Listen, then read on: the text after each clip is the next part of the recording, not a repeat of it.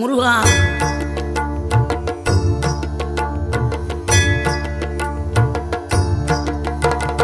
ஆறுபடை வீடும் அருள் வழங்கும் முருகா, அருகே நீ ஓடோடிவா.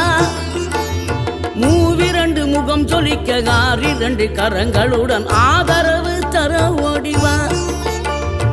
ஆறுபடை வீடும் அருள் வழங்கும் முருகா, அருகே நீ ஓடோடிவா.